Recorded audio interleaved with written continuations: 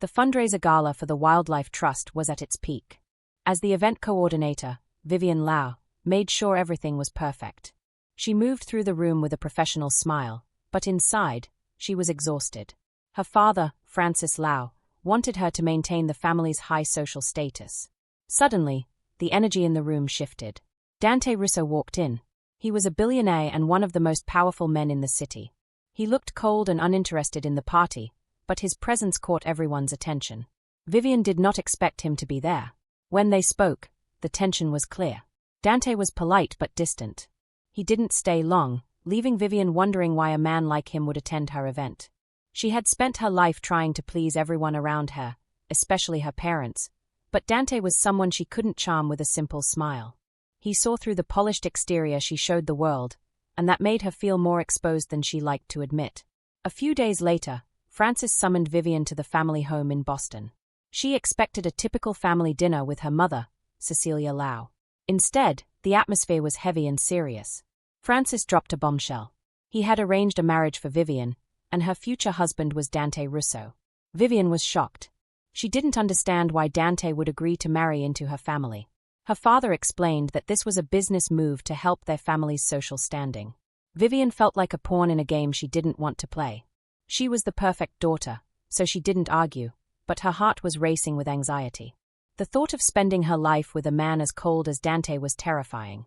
She had always imagined she would have some say in her future, but her father's word was law in their household. The truth behind the engagement was much darker than Vivian realized. Dante was not marrying her by choice. Francis Lau had found evidence that Dante's brother, Luca Russo, was having a dangerous affair with a woman connected to the mafia. This affair was a death sentence for Luca. Francis used this information to blackmail Dante. He gave Dante an ultimatum: marry Vivian or watch his brother die. Dante was a man who valued family loyalty above everything else. He hated Francis for the trap, but he had to protect Luca. In a private moment, Dante confronted Luca and told him the affair had to end immediately. He made it clear that he was sacrificing his own freedom to keep Luca alive. Dante's hatred for the Lau family was now personal and deep. He viewed Vivian as a symbol of the man who had backed him into a corner, and he planned to make her life as difficult as possible. When Vivian and Dante finally met to discuss the wedding, the air was thick with resentment. They met at an upscale restaurant, but it wasn't a date. It was a negotiation. Dante was blunt and cold. He told Vivian that their marriage was a business arrangement and nothing more. He set strict rules for their living arrangements and how they would appear in public. Vivian tried to maintain her poise, but Dante's arrogance pushed her buttons. She was used to being the perfect daughter, but Dante's attitude started to wake up a defiant side of her. She realized that if she was going to survive this marriage, she couldn't let him walk all over her. Every time he spoke to her with that icy tone, she felt a flicker of heat in her chest that wasn't just anger. It was a challenge, and she wasn't going to back down. The conflict escalated when Dante moved the wedding timeline without consulting her. Vivian was furious. She decided she wasn't going to be passive anymore. She went to Dante's private art gallery to confront him. When she arrived, Dante was surprised by her boldness. They stood in his office, surrounded by expensive art and heavy silence. Vivian demanded respect. She told him that while the marriage was forced, she was still a person who deserved to be informed about her own life. She wasn't just a contract he could sign and forget about. She stood her ground, looking him directly in the eye, refusing to be intimidated by his wealth or his power. The tension in the office became physical. Dante stepped closer, his presence overpowering. He looked at her with a mix of anger and a reluctant attraction he couldn't hide. He reached out and touched her lower lip with his thumb. The air felt heavy, and the room seemed to shrink. The moment was filled with an intense, dangerous energy. It wasn't about love, it was about power and the strange pull between them. Dante's gaze was dark, and for a second, the world outside that office didn't exist. The touch was light, but it felt like a brand on her skin. He was testing her, seeing how much she could handle before she broke. The silence lasted longer than it should have, stretching between them like a physical cord that neither was willing to cut. Vivian didn't stay to see what would happen next. She turned and walked out, her heart hammering against her ribs. She found the guest bathroom in the gallery and locked the door behind her. She leaned against the cold sink, trying to catch her breath. Her hands were shaking from the adrenaline of the confrontation. She looked at herself in the mirror, seeing a version of herself she didn't recognize. Her cheeks were flushed, and her eyes were bright with a fire she hadn't known she possessed. She had stood up to one of the most feared men in the city, and while she was terrified, she also felt a spark of independence. The reality of her new life was sinking in, and she knew that from this moment on, nothing would ever be the same. The battle lines were drawn, and she was finally ready to fight back. Vivian moved into the penthouse on a Sunday at noon. She arrived with her boxes and her pride, still feeling the heat from the gallery confrontation. The penthouse was massive and cold, decorated with art that felt more like a museum than a home. Dante did not offer to help with her bags. Instead, he watched with a dark expression as his staff took over. Greta, the housekeeper, greeted Vivian with a warmth completely missing from her fiancé.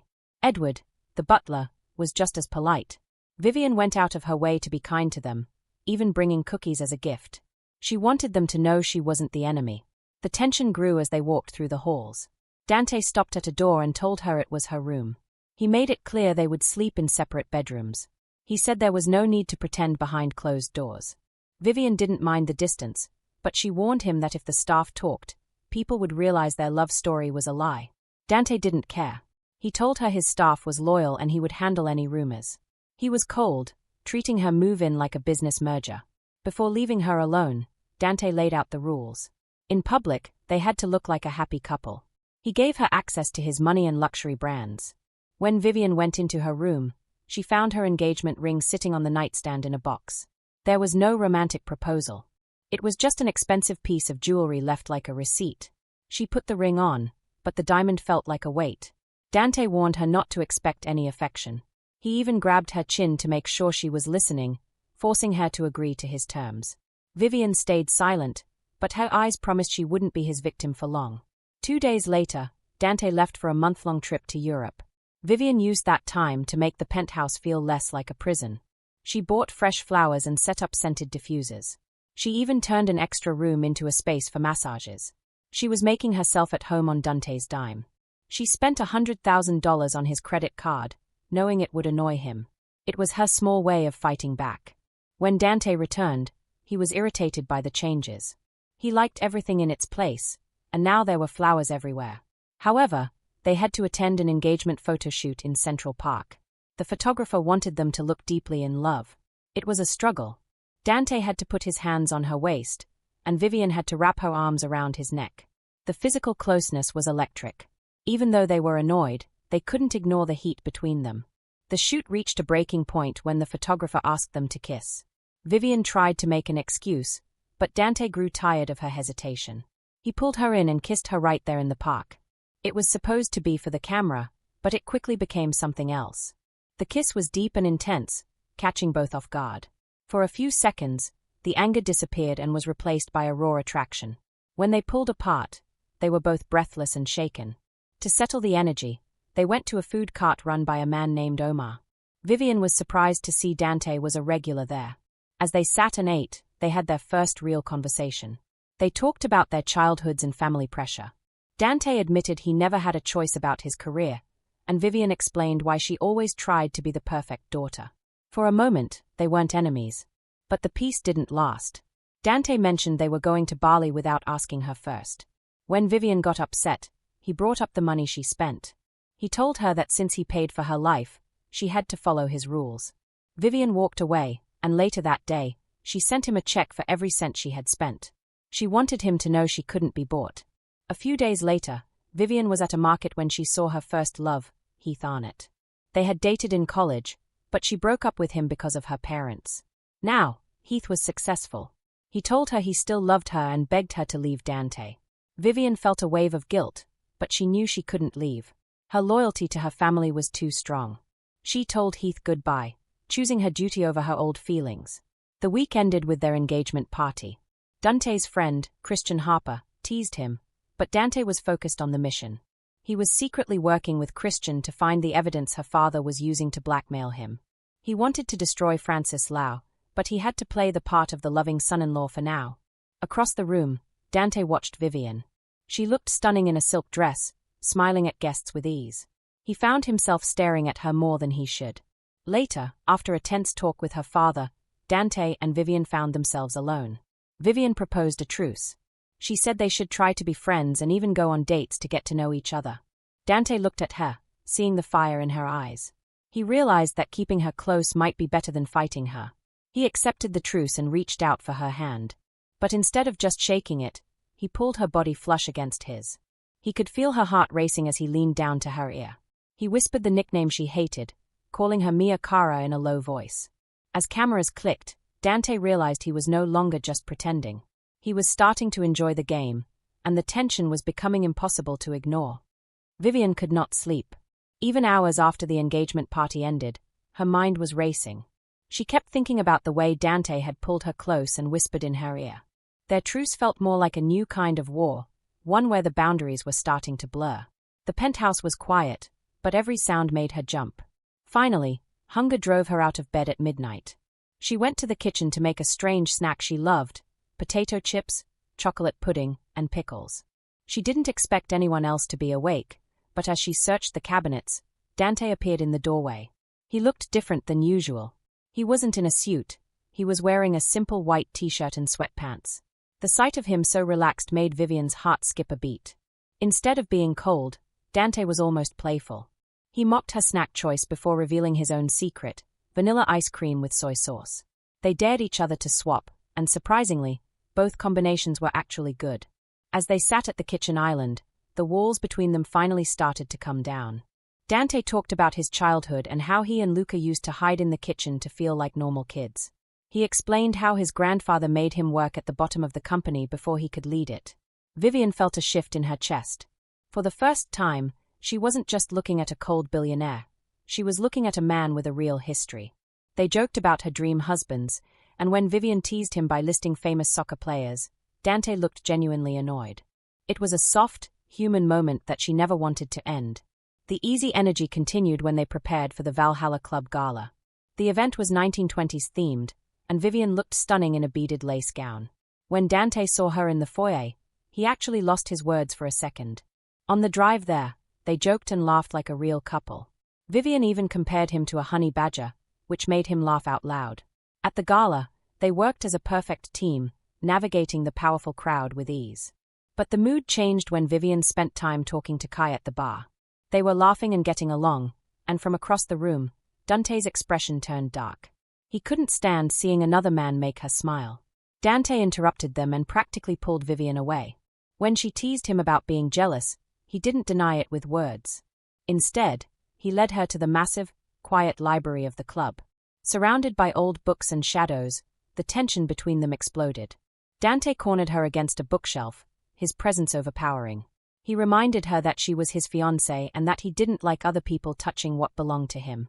Vivian tried to point out that he always said their marriage was just business, but Dante didn't care. He was acting on pure, possessive instinct. The air was thick with a heavy, dangerous attraction. He touched her with a raw intensity that left her breathless and completely undone. But as soon as it was over, he turned cold again. He told her that while their engagement was business, he always took his investments seriously. The reminder stung, making Vivian realize that even their most intimate moments were still tied to his need for control. A few days later, Dante had to fly to California for a major business deal. While he was away, Vivian received a huge professional honor. She was asked to be the hostess of the Legacy Ball, a massive milestone for her career. To celebrate, she went to a high-end jewelry store owned by the Russo family. There, she ran into Luca.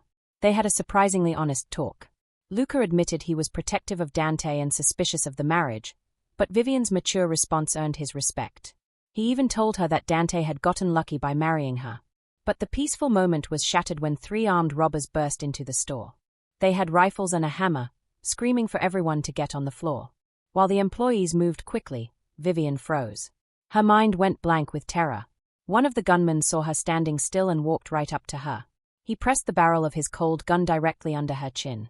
In that second, Vivian thought she was going to die. She felt completely detached from her body, wondering if this was how her story would end. Thankfully, security moved in and neutralized the threat before anyone was killed, but the damage was done. In San Francisco, Dante was in the middle of a billion-dollar negotiation when his security chief called. When he heard that Vivian had been held at gunpoint, a violent rage took over. He didn't care about the wine company or the money anymore. He forced the meeting to finish early, signed the papers, and raced to the airport. His only priority was getting back to New York. He couldn't stop thinking about the image of a gun against her skin. When Dante finally burst into the penthouse, he found Vivian in her room. She was wrapped in a robe, shivering uncontrollably even though the room was warm. She was in deep shock, her mind spiraling through the what-ifs of the robbery. She realized she had spent so much of her life pleasing others that she had barely lived for herself. When Dante grabbed her arms and asked if she was okay, the wall she had built finally broke. He didn't ask about her injuries, he asked about her soul. Vivian collapsed into tears, sobbing with a force that shook her entire body. All the fear and trauma from the robbery came pouring out. Dante didn't pull away or act cold. He pulled her tightly against his chest, wrapping his arms around her like a shield. He rubbed her back and whispered to her in Italian, his voice low and comforting. For the first time since the gunman entered the store, the shivering started to stop. As she clung to him, listening to his heartbeat, Vivian finally felt safe. The emotional connection between them had changed forever, turning a business arrangement into something much deeper and more dangerous. 2 days had passed since the robbery at the jewelry store, and the emotional night where Dante had held a weeping Vivian in his arms. The initial shock had faded, but the consequences were only just beginning. Dante stood inside the private security headquarters known as the holding cell. The air inside smelled of blood and fear. One of the robbers, Brax Miller, was chained up after the failed heist. Dante usually let his security team handle this kind of work, but the image of a gun pressed against Vivian's skin made this personal. To him, Vivian was already his, and threatening what belonged to him was a mistake that deserved a brutal response. When the robber made a crude comment about how Vivian would look covered in blood, Dante lost all restraint. He put on brass knuckles and beat the man until he was unconscious. He came dangerously close to killing him, but he stopped just in time. He wanted the robbers to fear him more than they feared the police. This wasn't just about the law, it was about sending a message that no one touches what he protects. After cleaning himself up, Dante returned to the penthouse. He still felt a lingering worry about Vivian. He found her napping, which was unusual for someone who worked as hard as she did. Greta had been busy in the kitchen all day, cooking soup and roasted chicken specifically to nurture Vivian through her recovery. When Vivian finally woke up, Dante was standing at her door with a bowl of the soup Greta had prepared. Vivian was so startled she nearly screamed, but she quickly realized he was trying to take care of her. They sat together and ate in peace, talking about his brother Luca and the recovery process. Dante realized his feelings for her were changing into something softer and more dangerous than just lust or anger. He even offered her access to professional help through the company, and Vivian sincerely thanked him for being her shield. She saw a side of him that wasn't just power and money, and for a moment, the penthouse felt like a real home. By the time they flew to Bali for Thanksgiving, Vivian was sleeping better and acting like herself again. However, she was not prepared for Dante's parents. Janice Russo and Gianni Russo were loud, colorful, and completely different from their son. Their villa was covered in bright paintings and sunflowers, a far cry from the cold art in the New York penthouse. Janice immediately treated Vivian like family, but she also embarrassed them by decorating their bedroom like a honeymoon suite. The room was filled with rose petals, champagne, and even a painted portrait of the couple. Dante was horrified, but they both realized they would have to share a bed for the entire trip. The forced closeness was a constant reminder of the physical pull between them that they both tried to ignore. During a walk on the beach, the walls between them came down again. Dante admitted that his parents had essentially abandoned him and Luca when they were children because they preferred traveling to raising kids. He was raised with strict discipline by his grandfather and trained to be a cold leader from a very young age. Vivian felt a deep sympathy for him, realizing they both had been treated like tools rather than people. She saw a vulnerable side of him that most of the world never witnessed. As the days passed, Janice noticed the way Dante looked at Vivian and told her that he looked like a man who never wanted to look away. This observation stayed with Vivian, making her wonder if there was more to their arrangement than she first thought. On Thanksgiving night, the tension between them reached a breaking point. While they were alone in their room, a phone call from Christian reminded Dante that Francis Lau was still the enemy. Christian warned him not to get too close to the daughter of the man he planned to destroy. But when Dante saw Vivian in her silk sleepwear, he couldn't help himself. They began to talk in the dark, sharing secrets about their families and the weight of their wealth. The emotional closeness turned into a physical need. Dante kissed her passionately, and for a few minutes, he forgot about revenge and business. He focused entirely on her, losing himself in the heat of the moment. The connection felt vital and real, stripping away their defenses until only desire remained. However, just as things were escalating, reality crashed back into his mind. He remembered the blackmail and the lies. He realized that if he kept going, he would lose the control he had spent his entire life building. Dante pulled away suddenly, leaving Vivian confused and hurt. He locked himself in the bathroom and stood under freezing water, trying to kill the feelings he had for the woman in the other room. He knew she was becoming the one person who could truly break him. The silence in the bedroom afterward was deafening, a cold reminder of the walls he was forced to rebuild to protect his heart and his mission. Back in New York, Dante tried to clear his head by boxing with Kai. He came home with a black eye and a cut above his brow. Vivian saw his injuries and immediately grew concerned. She mocked his temper but insisted on treating his wounds. In the bathroom, she carefully cleaned the cut and pressed ice to his bruises. Dante found himself enjoying her attention, even asking for more kisses as payment for his pain. For a moment, the warmth from Bali returned, and they laughed together like a couple that was truly in love. But then, Vivian spoke the words that changed everything. She told him that he had been right to stop their intimacy in Bali. She called their moment in the bedroom a mistake caused by wine and the heat of the trip. She insisted they had moved too fast and that they should keep things professional until the wedding. Dante agreed with her out loud, but inside, he felt a sharp wave of disappointment. He realized he didn't want it to be a mistake. He wanted to pull her back and tell her she was wrong, but his pride held him back. As he left the bathroom, he felt more unsettled than ever. He was trapped between his plan for revenge and the growing love he no longer knew how to ignore. The rest of the year moved quickly for Vivian. Instead of a romantic holiday season, she was buried under wedding plans and work for the legacy ball. Christmas Eve was spent at her parents' house in Boston. It was an awkward night, though small parts of her old life peeked through the wealth. Her father, Francis, still worried about her catching a cold, a habit from the days before they were rich. Vivian and her sister Agnes joked like teenagers until their father's stern look silenced them. Dante watched everything from the sidelines with an unreadable expression. As they moved into the new year, the stress only grew, leaving Vivian feeling more like a business asset than a bride. In mid-January, Vivian was working in her office with Isabella when a massive bouquet of red roses arrived. Isabella thought they were from Dante, but the card was from Heath. He wrote that he was still waiting for her.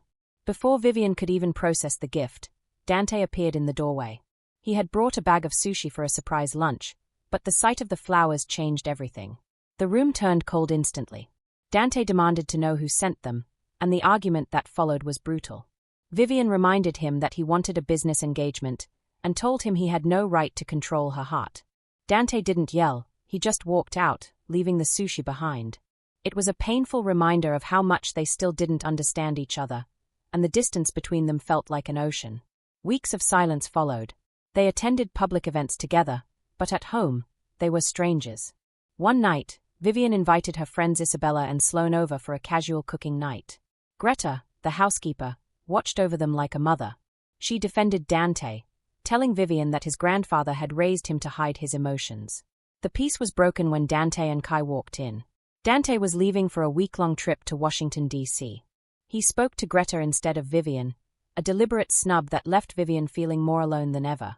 The penthouse felt colder with every passing hour of his absence. While in D.C., Dante met with Christian. He learned that Heath was doing well in business but might be involved in something illegal. Dante wanted to protect his engagement, but Christian teased him about being jealous. Then, a call from the butler, Edward, changed everything. Heath had shown up at the penthouse and was currently with Vivian. Dante was consumed by fury. He realized Christian had helped Heath get inside just to get revenge on Dante for a previous argument. Dante raced back to New York on his private jet, his mind a storm of possessive anger. He couldn't stand the thought of another man in his home, talking to his woman. When he burst into the penthouse, he found Heath begging Vivian to leave the marriage. Heath claimed she didn't love Dante, but Vivian's answer was hesitant. Dante didn't wait to hear more. He stepped out of the shadows and warned Heath to never touch what belonged to him. Then, he punched Heath in the face, breaking his nose. Vivian was horrified by the violence, but she finally forced Heath to leave. Once they were alone, the real confrontation began. Vivian was exhausted by the hot and cold games. She demanded to know if this was still just business. Dante finally broke. He admitted that Vivian was the only person who could make him lose his legendary control. He hated the idea of anyone else making her laugh or touching her skin. The argument turned into a desperate, hungry kiss. Vivian knew she should stop him, but the pull was too strong. Dante carried her to his bedroom, where the walls they had built over months finally collapsed. Standing in front of a mirror, Dante held her possessively, his hands tracing the curves of her body as if he were marking his territory. He told her she belonged to him and that he was tired of pretending. The night was raw and emotional, crossing the line they had both feared. As they looked at their reflection, Vivian saw a woman she didn't recognize, someone completely consumed by the man holding her. The heat between them was overwhelming, a mix of months of frustration and sudden, total surrender. Every touch was an admission of a need they could no longer deny. It wasn't a business transaction, it was a total surrender of their hearts, a chaotic and beautiful union that left them both changed. The next morning, Vivian tried to sneak out of bed to avoid the heavy conversation, but Dante caught her. He sat up, watching her with a steady gaze that made her pulse race. Vivian tried to use a work crisis as an excuse to leave, but Dante wasn't having it. They finally sat down to set new rules. Vivian explained the truth about Heath, telling Dante she had never sent the texts Heath claimed to receive. She admitted she didn't love her ex-boyfriend anymore. Her feelings had shifted to someone else. Dante, in turn, admitted that he would never have abandoned billion-dollar deals to rush home if this were just about a contract. He finally said the words. Their relationship was no longer business. It was something far more permanent and terrifying. Dante declared that his room was now their room. He told her there would be no more separate beds or emotional distance. Vivian pushed back with her own rules. She told him he had to stop scowling, stop disappearing on long trips without a word, and start taking her on real dates. Dante agreed to everything without hesitation, his eyes never leaving hers. The awkwardness was still there, but the foundation of their lives had changed. Vivian tried one last time to leave to fix a venue problem for the ball, but Dante stopped her. He told her they would solve the crisis together over breakfast, because they were officially going on their first real date. Dante sat in his office, reflecting on how much his life had changed. Since he was a child, his grandfather had drilled a single lesson into his head: emotions are weaknesses. To lead the Russo empire, he had to be a machine. But Vivian had disrupted everything. After the fight with Heath, Dante realized he was terrified of losing her.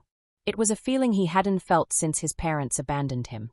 He knew the truth about her father would eventually come out, but he wasn't ready to let her go. He was beginning to realize that his feelings for her were stronger than his need for control. The next morning, Dante took Vivian on their first real date. He didn't take her to a five-star restaurant. Instead, he brought her to Moondust Diner, the place he loved as a boy. Vivian was charmed by the old-fashioned booths and the simple menu. Dante watched her with a soft smile as she struggled to pick a milkshake flavor. It felt surreal to share pancakes with the daughter of his enemy, but in that moment, she was just Vivian.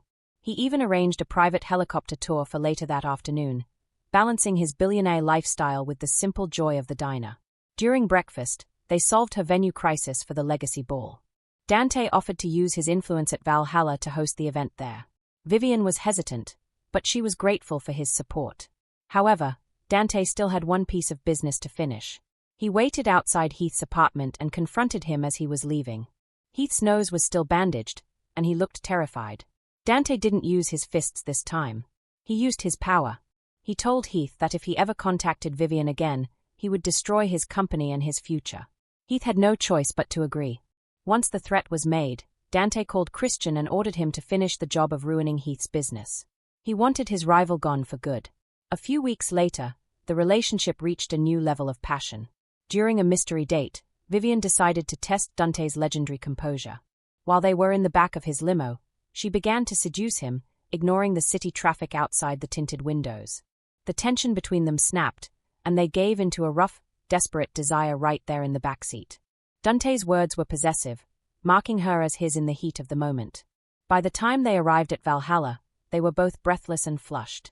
Dante gently cleaned her up before leading her inside for the real surprise. He had turned a private room into a virtual planetarium. The walls were covered in projected stars and constellations, specifically showing Orion, Vivian's favorite.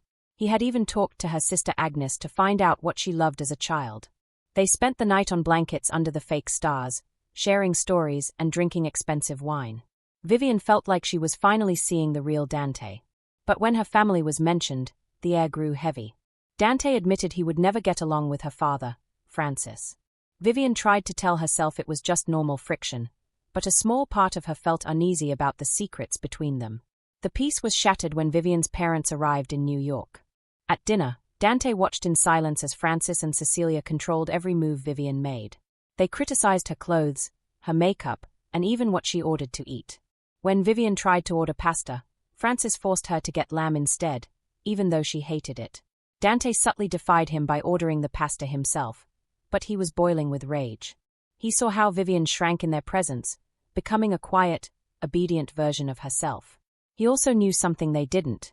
He had discovered that Francis was obsessed with the number 8. Dante believed there were 8 copies of the blackmail evidence. Christian had found 5, and they were closing in on the rest. Back at the penthouse, Dante finally exploded. He accused Vivian's parents of treating her like a child. He hated that she changed her entire personality to please them. Vivian fought back, defending her family and her culture.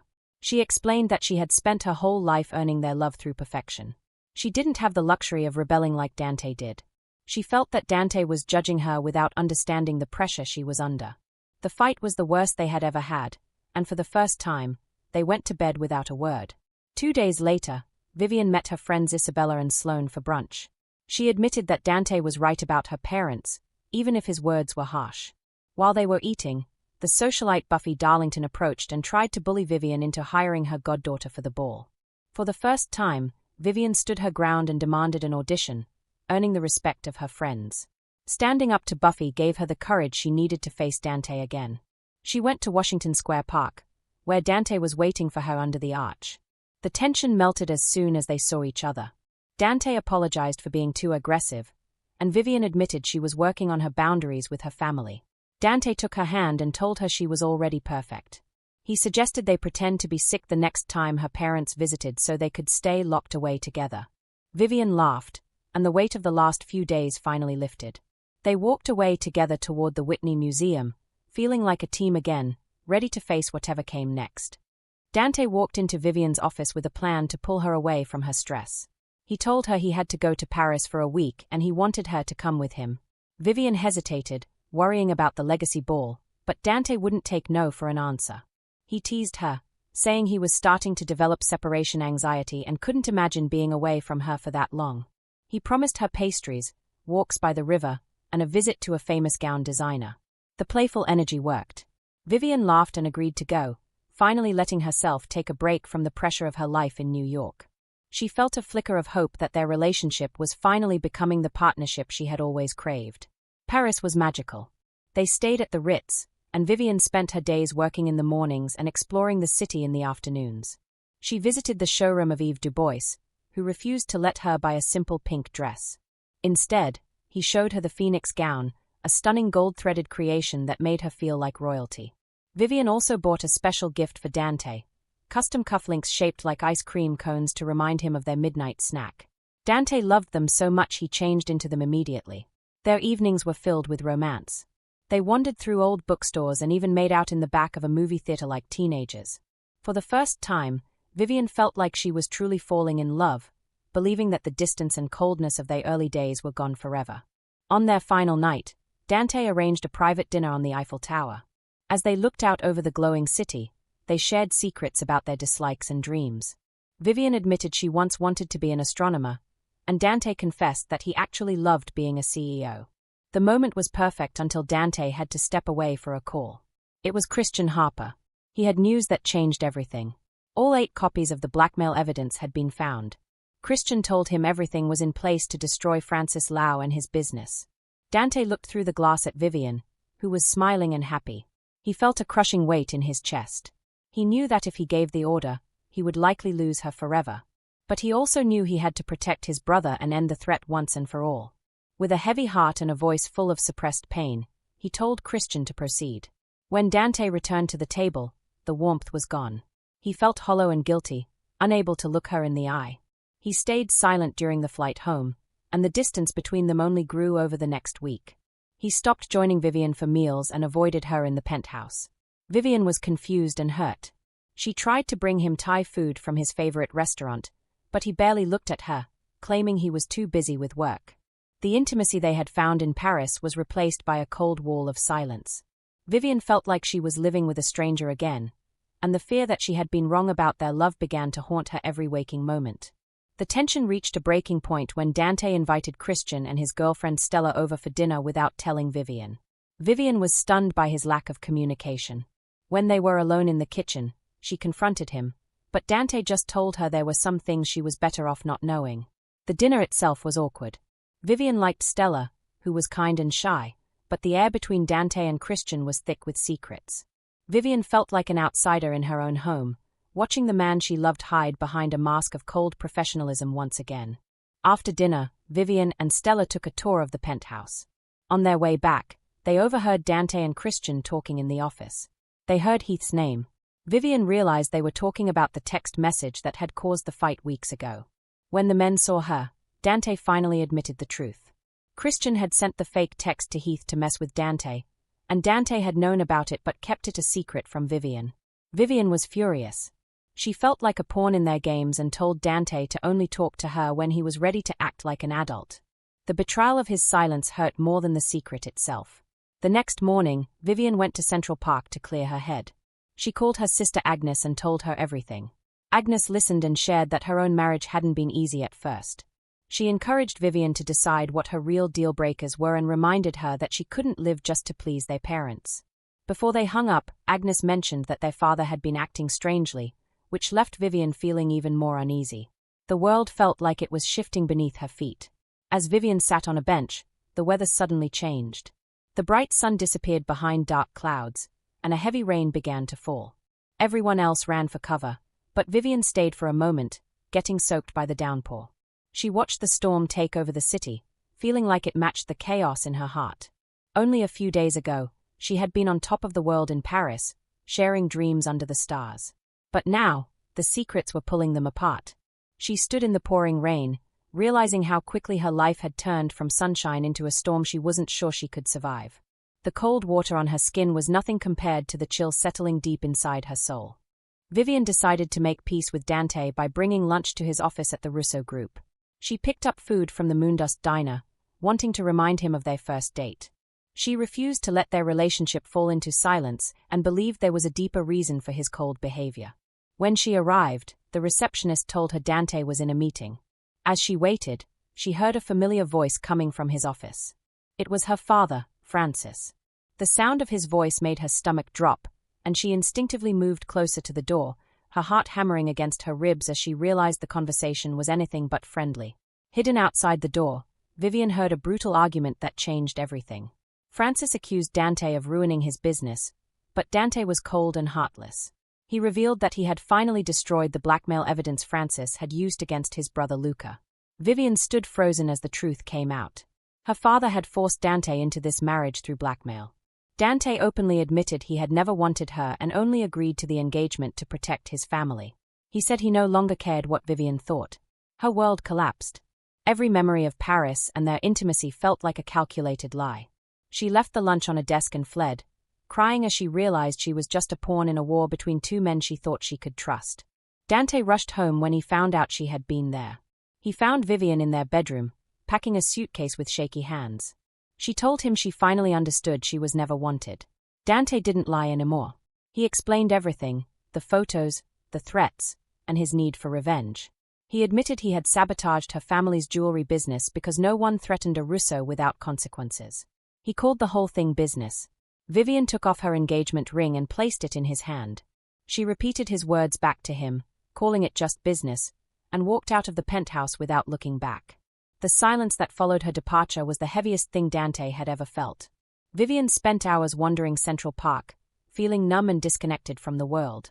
She eventually went to Sloane's apartment because she couldn't bear to be alone with her own thoughts. Sloane was practical and calm, helping her plan the public breakup and cancel the wedding vendors. That night, Vivian finally broke down. She had lost her fiancé and discovered her father was a monster who had traded her like a piece of stock. The betrayal felt like a physical weight on her chest, making it hard to breathe. Meanwhile, Dante was falling apart. He stopped going to work and spent his nights drinking alone in the dark. Luca visited him after hearing from Greta and noticed that Dante was miserable. Luca talked about his new life and his girlfriend, Leaf, explaining how much he had changed. He challenged Dante to stop hiding behind his pride and his name. He pointed out that Dante's pain proved he had fallen in love with Vivian. Dante was shaken by the realization. He loved her more than he hated her father, but he didn't know how to fix the damage he had done. He was a man used to winning, but now he felt like he had lost the only thing that actually mattered. A week later, Vivian flew to Boston to confront Francis. It was a cold meeting. Francis admitted to the blackmail and said he did it to gain social status for the family. He viewed her marriage as a tool for validation. When Vivian told him the engagement was over, Francis didn't show any comfort. Instead, he told her to go back and beg Dante to save their company. Vivian realized her father only saw her as a pawn. She finally stood up for herself, refusing to be used anymore. Francis gave her an ultimatum: apologize or be disowned. For the first time in her life, Vivian chose her own dignity. She walked out of his office, losing her family forever, but finally finding herself. The night of the legacy ball arrived. Vivian hosted the gala at Valhalla, the very place that reminded her most of Dante. She wore her gold phoenix gown and forced herself to smile for the cameras. Rumors were everywhere, but she stood tall as a single, independent woman. She felt the weight of everyone's stays, especially when Buffy Darlington questioned her about the missing ring. She felt exposed, yet stronger than she had ever been before. While she was catching her breath, Kai approached and asked her to dance. He was being suggestive, making Vivian uncomfortable. Suddenly, Dante appeared. He looked exhausted and tense, but his eyes were fixed on her with a desperate intensity. He ordered Kai to move away with such a chilling tone that Kai backed down immediately. Dante then took Vivian's hand and led her onto the dance floor, his touch sending a jolt through her. The physical tension between them was overwhelming as they moved together. Vivian asked why he was there, and Dante told her he wouldn't miss her biggest night. He admitted he had made a terrible mistake. He explained that after Paris, he tried to convince himself he could let her go, but he failed. He confessed that their time together had been the only real thing in his life. He looked at her with a vulnerability she had never seen and told her he loved her more than he hated her father. He admitted he was a man who had lost everything that mattered and begged for one more chance. Vivian was torn. She still loved him, but the secrets and the pain were deep. She told him she didn't know if they could ever work. Dante didn't pull away. He held her close as they moved to the music and promised to spend the rest of his life proving they belonged together. He told her he would fight through every reason she had to stay apart. The crowded room seemed to disappear as he spoke, leaving only the two of them. As the song ended, he leaned in and kissed her forehead. He told her that all he needed was time and her. After the massive success of the Legacy Ball, Vivian's life was moving at a fast pace. On Monday morning, she was busy handling messages from the press and new clients. During her lunch break, she stopped at her favorite coffee shop near the office. She was so distracted by her phone that she accidentally spilled coffee onto a man's shoes. When she looked up to apologize, she was shocked to see Dante. Instead of acting like her ex-fiancé, Dante behaved like a complete stranger. He introduced himself formally and asked if she came to this shop often. Vivian realized he was trying to restart their relationship from scratch, without the heavy weight of the past or the trauma of the blackmail. He asked for her number and invited her on a casual date. Before she left, she asked how he knew she would be there. Dante admitted he had waited for her for over an hour, remembering it was her favorite spot and the exact time she usually took her break. That night, Dante called her. He was pacing his bedroom, feeling more nervous than he had in years. When Vivian answered, she teased him for being desperate by calling so soon. Dante didn't deny it. He told her the penthouse felt empty and cold without her. He admitted that he missed her voice and her presence every single day. The silence in the apartment was a constant reminder of what he had lost.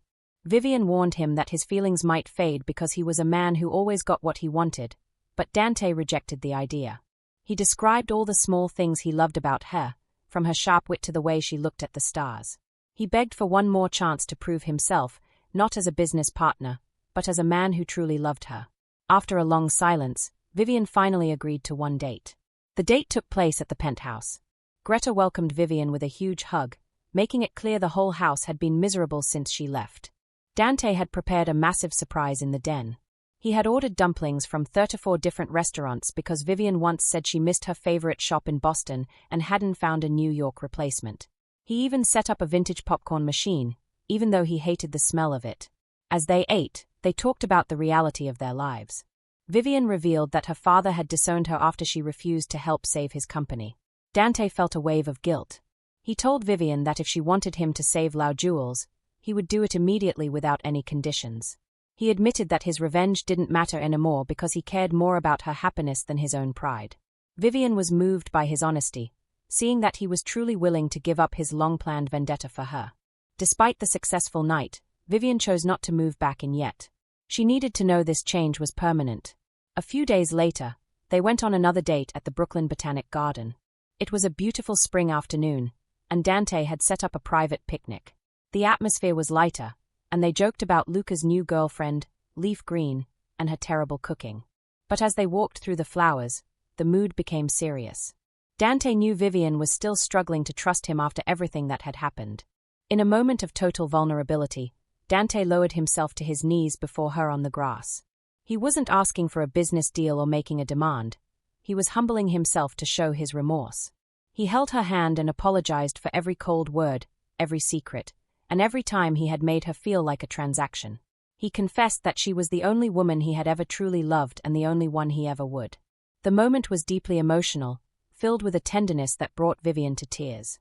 He waited for her permission for every touch, proving he was willing to move at her pace, no matter how long it took.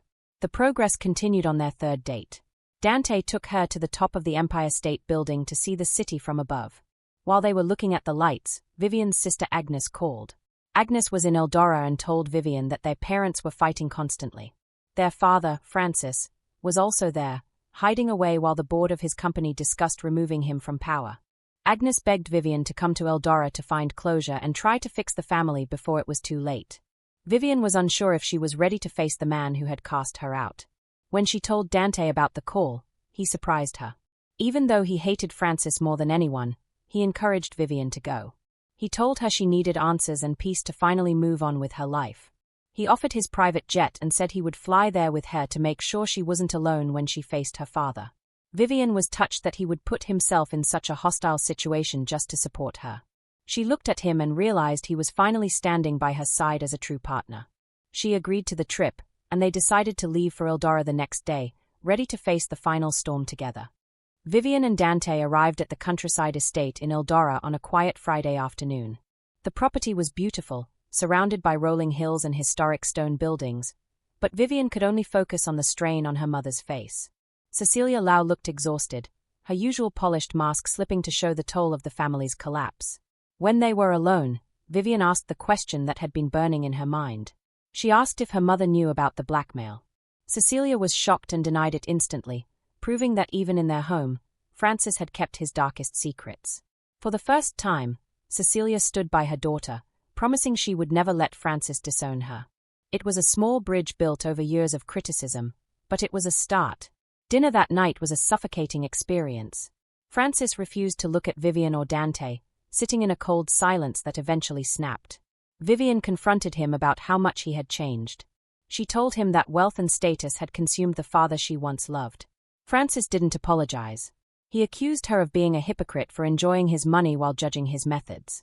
He insisted he did everything for the family, but Vivian saw through the lie.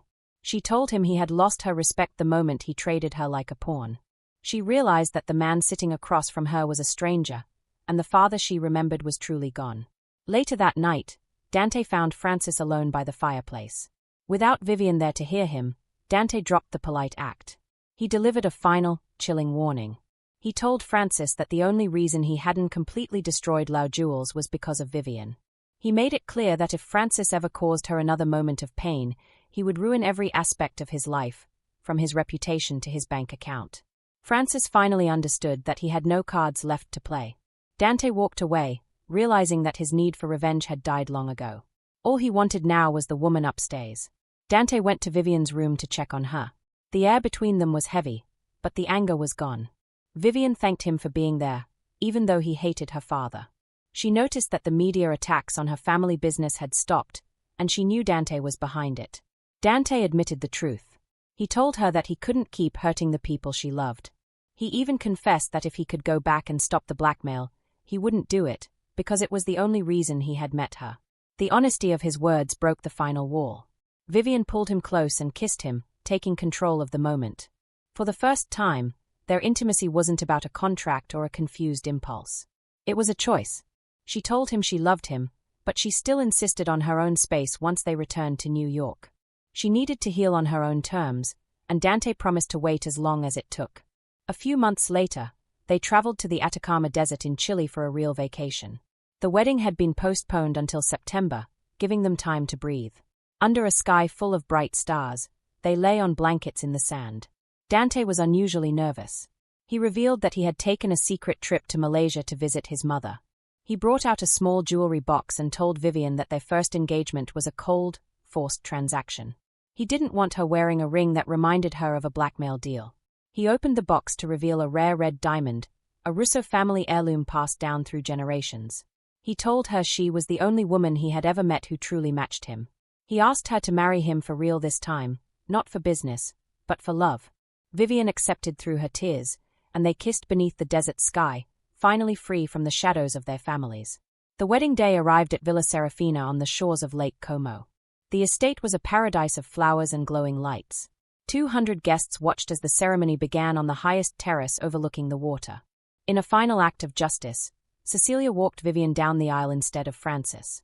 It was a public sign that Vivian was no longer her father's pawn. High society friends like Stella Alonso and even royalty like Bridget and Reese of Eldora watched from the rows. Luca stood by Dante's side as the best man, teasing him until the moment Vivian appeared. When Dante saw her, the rest of the world disappeared. He thought about the ancient legend Vivian had once mentioned, the red thread of fate that connects people who are meant to be together. He realized that even if Francis had never blackmailed him, he would have found her eventually. They were two ends of the same string. When the priest pronounced them husband and wife, Dante didn't wait. He kissed her immediately, drawing cheers from the crowd. At the reception, the air was light and full of laughter. Vivian's friends Isabella and Sloane joked about her finally being a married woman. Even though Francis was present, he left early, unable to handle the whispers about why he hadn't walked his daughter down the aisle. Vivian didn't care. She was surrounded by people who loved her for who she was, not for what she could do for them. She found Dante in a quiet corner of the courtyard, away from the music and the dancing. He pulled her close and told her how much he loved his wife. After all the pain, the secrets, the betrayal, and the war for control, their journey had finally ended. Being together finally felt like home.